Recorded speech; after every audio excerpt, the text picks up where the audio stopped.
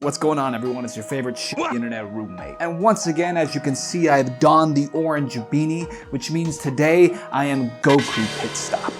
That's right, I'm once again talking about Dragon Ball. I've already told you before that I grew up a huge Dragon Ball fan, so much so that I don't even remember like the very first time I witnessed Dragon Ball. As early as I can remember, Goku was already my anime dad. But with that came me for a little while also being what I would call a insufferable Dragon Ball fan. I won't get too much into the details and stories in this video. You know the basics. I was in constant arguments with strangers on the internet about how actually my anime dad could like totally beat up your anime dad. For a while, this was like the only anime series I watched. I was a Dragon Ball watcher only. But with this degeneracy comes a little bit of a perk. I've seen this series so many times in all its iterations. I've read the manga, which is crazy because, you know, Dragon Ball fans, we don't read. You know, I'm not your average Dragon Ball fan. I'm a little bit above, just a little bit above. But with seeing it so many times, I feel like I pick up on little details and have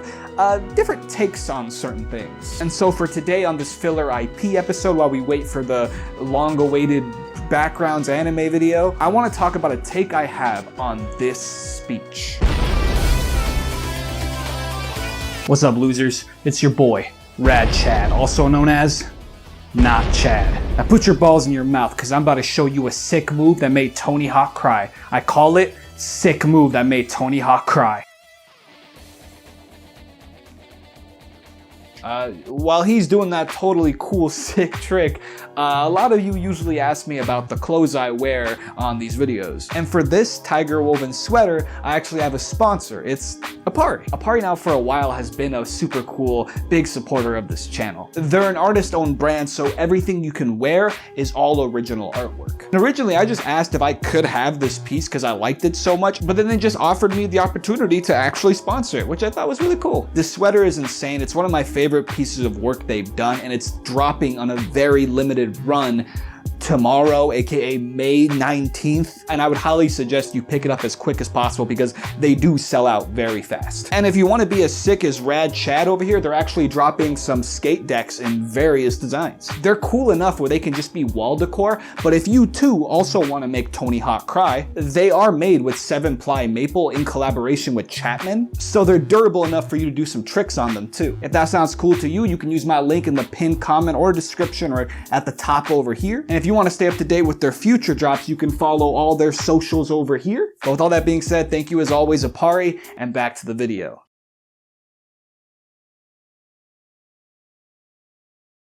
But not only the speech itself, but Goku's character, and how I think Goku has character development, and this speech is one of the many climactic moments for his character. Now, upon saying that, I can already feel some of you just running to the comments, seething in anger, ready to tell me that I'm a hack, and Goku has no character. The only character that gets development is Vegeta. But hey, no, you have to calm down. Just hear me out. Let me cook. Let me cook. Calm down. Let me cook. So I've noticed over the years that the perception of the godfather of shonen anime has changed quite a bit. Early on, when there wasn't really a lot of anime here in the West, Dragon Ball was one of the biggest ones, and it was the one that pretty much some people only watched. So of course at that time it was very well liked and highly praised. I built friendships with people simply because we both liked to draw pictures of Goku. And as a little kid, I'd go outside and I'd play imaginary Dragon Ball where we'd like kind of play fight and shoot fake beams and shout out to Latrell, childhood buddy. I never saw him after he like moved from the apartments that we lived at, but he did a peak Dragon Ball imaginer, peak Dragon Ball play fighter. But as time went on, anime became more localized and popular, more people saw more anime. I would say that the outlook of Dragon Ball went through a little bit of some flanderization. Like things that back then we would like joke around about, like, oh haha, Goku's a bad dad, or oh haha, Dragon Ball is just big buff punchy guys screaming a lot. That became like people's actual opinions on this series. That it doesn't really have a lot of depth, and especially when it comes to character development. Especially when it comes to Goku. Lots of people think that Goku is this very static character with not a lot of depth or development to him. I've heard other Dragon Ball fans be a little more charitable and try to be like, oh well, that's because he's the flat character arc and he's not supposed to do that. But I disagree with that interpretation as well. My goal with this video is to show you that Goku does have character development, with one of the biggest moments being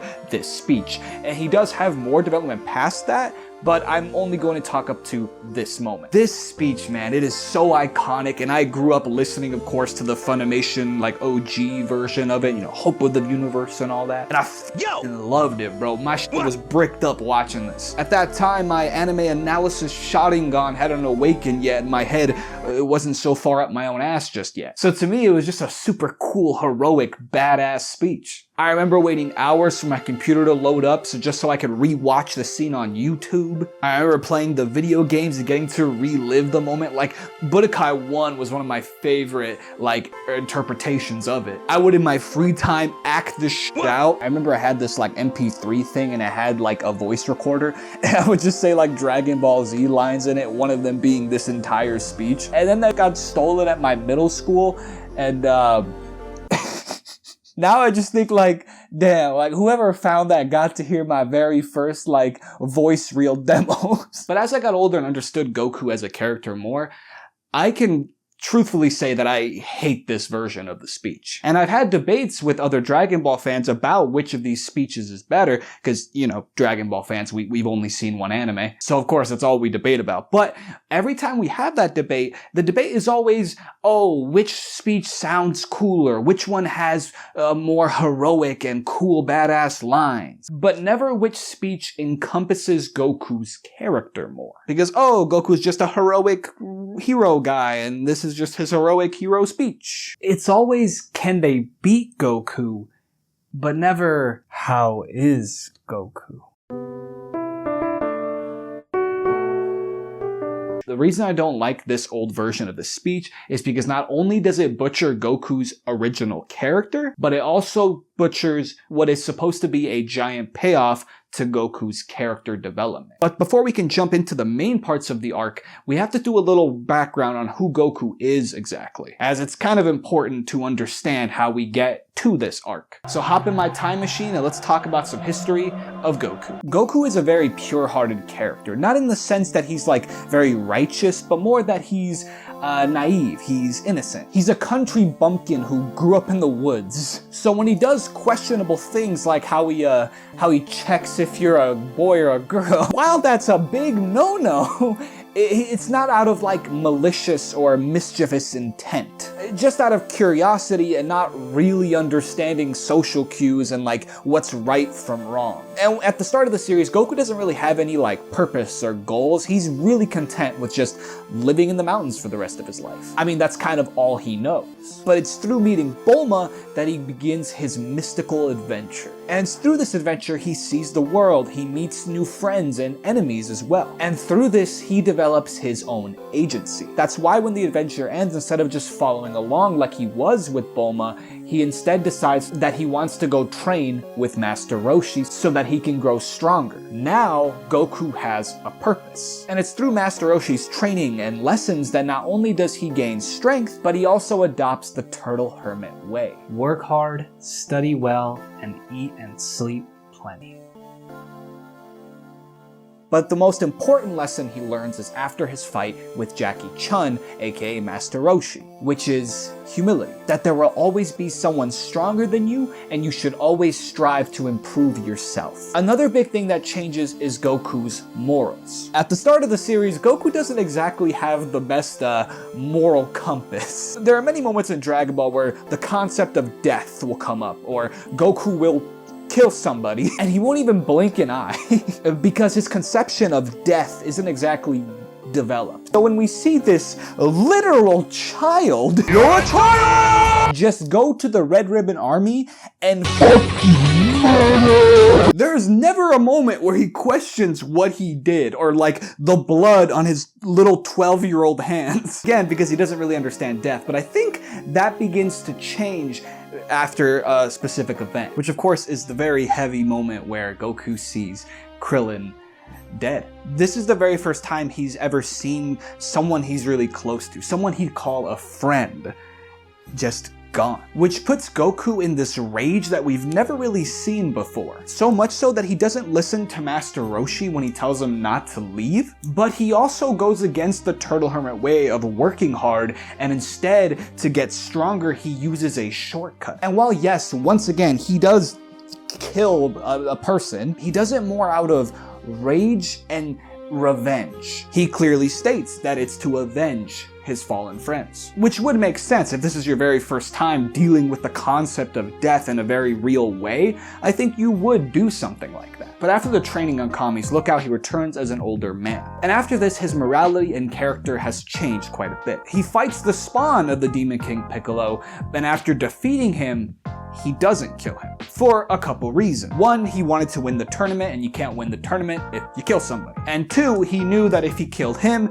Kami would die, and thus the Dragon Balls would disappear. And finally, and probably the most important, is a little bit more selfish, is the idea that Goku didn't want to kill Piccolo. One, because he saw him as a very strong rival. In Goku's mind, he came with the solution that he doesn't have to kill Piccolo, because if Piccolo ever tries to do anything again, he can always train, become stronger, and beat him if he needs to. I don't think this Goku would have done what he did to the Red Ribbon Army as a kid. Now already you're seeing a change in Goku's character. So now let us get into the Saiyan Saga, where Goku will go through his character development arc of not just his morality, but his acceptance of his Saiyan heritage. See, when Raditz arrives and tells Goku what Saiyans are and that he is one of them, Goku completely denies it. He is an Earthling. He is Son Goku, completely denying his Saiyan heritage. And when Goku and Piccolo actually fight Raditz, there's a point where Goku and Piccolo could have easily defeated him when Goku grabbed his tail. But then Raditz appeals to Goku's morality, to his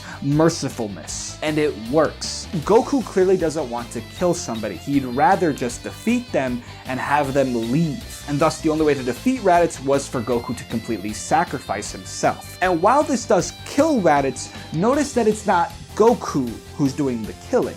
It's not by his hand exactly, it's by Piccolo. Then when Goku returns from the other world and he fights Nappa, he doesn't kill Nappa, he simply immobilizes him. And it's Vegeta who does the killing. Goku is clearly shocked by this. And real quick, I just want to point out that so far, all that Goku has seen about what being a Saiyan and Saiyan heritage is all really bad things that go completely against everything he's learned as an Earthling. And it makes a lot of sense that Goku would have this change of morality. I mean, if you think about it, he let Piccolo go because he wanted a good rival, and then Piccolo ended up not only being a good person and a friend, but someone who would protect Goku's son. So in Goku's mind, I think it makes a lot of sense that you don't have to kill someone. You can let them go and maybe they'll change, or you could always beat them later if you need to. But it's during the fight with Vegeta that Goku begins to feel something that he felt with Piccolo, but kinda understand where it's coming from a little more. Goku, despite the odds that are clearly stacked against him with Vegeta, he can't help but feel this excitement during the fight. This, of course, is Goku's Saiyan blood. But the biggest showing of this is as Krillin is right about to kill Vegeta for good, Goku asks him not to. Now, in the original Dragon Ball Z dub, many things were changed to fit what they thought an American audience would enjoy. From the music, where they added the iconic Bruce Faulkner OST, which never stopped because they thought if they were to have the music be silent, that would take away the attention span. I guess back then music was the Subway Surfers of today. Hey, you paying attention? Watch the video, subscribe, okay? All the way to changing the script. And this completely butchered who Goku really is. In this version of the dub, Goku is a lot more of a righteous hero. In the most simplest terms, he's a Japanese anime Superman. And this isn't anything new I'm bringing up, it's pretty common knowledge, but it's important to bring up because it completely misses the point of Goku's character arc. In this version, Goku asks Krillin not to kill Vegeta because maybe he'll become good someday, like Piccolo. And while that does go in line with Goku being more merciful as of this point, what it doesn't do is continue the character arc of Goku accepting his Saiyan heritage. In fact, in the manga and the Japanese dub, and of course Kai, it's Krillin who brings up this idea of he's not gonna change like Piccolo. Goku doesn't even acknowledge that. Goku says the idea of killing Vegeta, he sees it as a waste. He felt something he couldn't really explain. He wanted to let Vegeta go so he can fight him again to prove to himself that he can beat him with his own ability. And then, this is the most important line, again, slowly building up Goku and accepting his Saiyan heritage. He says that deep down, when he sees someone powerful, it gets him excited. And that maybe it's because he's a Saiyan too. Clearly, we have a growth from when Goku didn't want to accept his Saiyan heritage. Now he's starting to understand it more.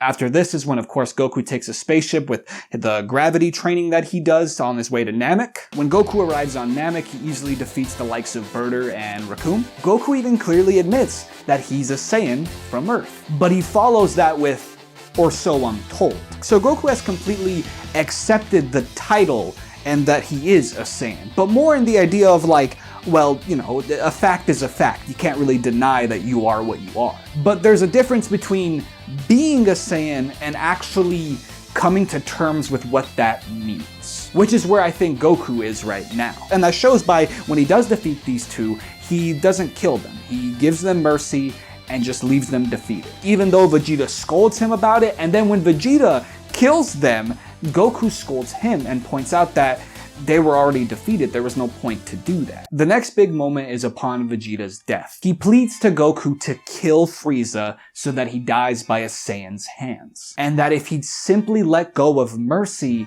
and harden his heart, he'd become a Super Saiyan. Goku rejects doing this, as again, though he's accepted the title of Saiyan, he doesn't accept what being a Saiyan means, or at least he doesn't understand what being a Saiyan means to him. He says that he could never act as cold-blooded as Vegeta, clearly showing that to Goku right now, being a Saiyan means being merciless like Vegeta. Which it makes sense. Again, up until this point, all that Goku has seen of what being a Saiyan means is just being merciless, which completely clashes with who Goku is and who he became coming from Earth. Goku is a pure-hearted, merciful human, and in his mind, to be a Saiyan, to be Kakarot, means to be merciless. And if you want more evidence that they're clearly trying to convey an arc here, the filler even adds this whole moment where Goku has this really weird vision where he like sees Vegeta naked for some reason, and Vegeta and his dad and Bardock tell him about, you know, you have to accept your Saiyan heritage and things like that. As Goku buries Vegeta, he brings up Vegeta's Saiyan pride and how he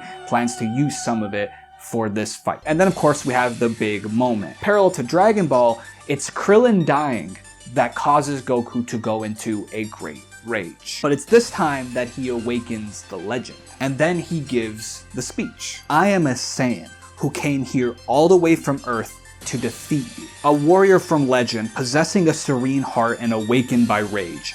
I am Son Goku, the Super Saiyan." It's through the rage of seeing his best friend die, he comes to terms with something. In big, bold letters, he states that he is the Super Saiyan. Now obviously, there's a pretty clear arc here.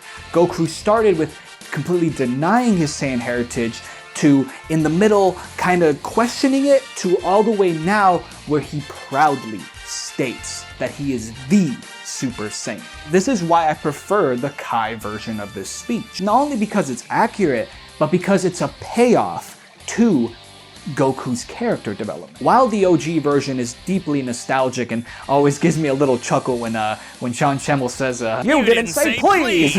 No hate towards Sean Schemmel, man. I love that guy. I met him at a con once. He was really cool. This OG speech treats it as just that.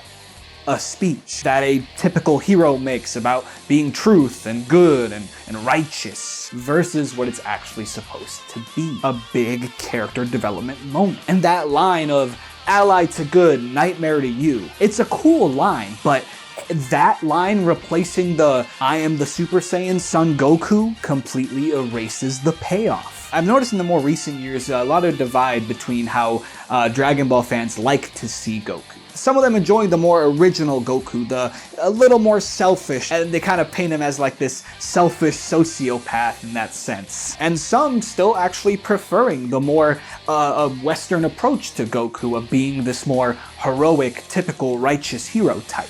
But truthfully, Goku isn't a selfish sociopath, nor is he a righteous hero. The real Goku is more in the middle of these two. This speech is Goku coming to terms with what being a Saiyan means to him and who he is on a fundamental level. And it's through this arc and this speech where he finds that middle. And he shows it during this fight. One of the questionable things Goku does during Frieza's fight is he lets him power up to 100%. But if you're following this arc, this makes a lot of sense. This is Goku's Saiyan pride, but now it's just out in the open. And after he demolishes Frieza, he lets Frieza go because he's bored of the fight. He sees Frieza as no match for him anymore. This is pretty similar to how he let Piccolo go because, oh, well, he could always beat him later if he has to. And then when Frieza tries to kill him again but ends up cutting himself, Goku once again gives mercy to Frieza. Something a typical Saiyan wouldn't do. But despite Goku accepting his Saiyan heritage, what being a Saiyan means to him is different. But when Frieza, much like Raditz from before, still doesn't change and giving him mercy backfires on Goku, Goku is left with no choice but to kill Frieza. And I say kill because yeah, he didn't end up killing Frieza. Frieza survived and then went to Earth. But Goku did have the intent to kill. In fact, afterwards when Trunks arrives and he even says that yeah, Goku in his timeline killed Frieza. In Goku's mind, he killed Frieza with his own hand. Now, a lot of iterations where Goku, after killing Frieza, he makes this face, which is a lot more serious, but in the manga, he makes this face, which is somewhere in between of, he's still serious, but almost a tragic sense. Goku isn't happy that he had to do what he had to do, but regardless, he had to do it because that's who Goku is now. And that's what this speech was all about. Goku was struggling with these clashing ideas of being a merciful human and being a merciless Saiyan, and he found the middle of these. What being a Saiyan means to him and who he is, which is a Saiyan who will give mercy, let his opponents live, but if he absolutely needs to, will kill them. Goku is a merciful Saiyan, but now that mercy isn't absolute anymore. This isn't just some heroic speech. This isn't just a heroic line. It's a culmination of everything Goku has learned. I am a Saiyan who came all the way from Earth for the sole purpose of beating you. I am a Saiyan, accepting his Saiyan heritage, who came all the way from Earth, being from Earth and learning what he learned on Earth. He is merciful. And the idea of coming all the way there to just defeat you is the Turtle Hermit way, of always searching for stronger opponents. A warrior from legend. Heard of in legends, pure of heart and awakened by fury.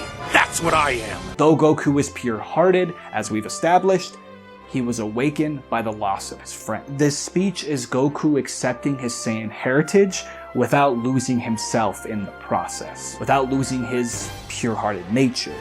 It is Goku understanding who he really is. I am the Super Saiyan Son Goku!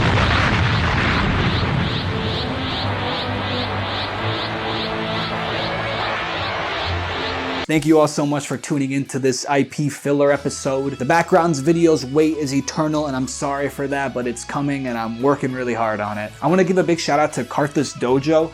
His video on Goku's morality came up during my research of this, and it more focuses on mainly Goku's morality versus like the whole Saiyan heritage arc thing, but it also goes even further than where my video ended. So if you want more on Goku's morality and that, check out his video for sure. It's probably one of my favorite videos about Dragon Ball on this platform. Leave me in the comments your favorite transformation in the entire Dragon Ball series. And real quick, I want to introduce 2 new people to our RPG party. If you don't know, at my highest tier on Patreon, if you are that tier for 3 months and continue to be that tier afterwards, you get a pixel art character that shows up at the end of all my videos. I'd like y'all to meet Bush Monkey the dinosaur and Mute Waifu. If you want to support me on Patreon, the link's up there. I'd really appreciate it. It's the best way to support your boy. If you like what you saw today, you can give me a like and a subscribe. I'd really appreciate that. But with all that being said, thank you so much for coming to this little pit stop on the corner of the internet.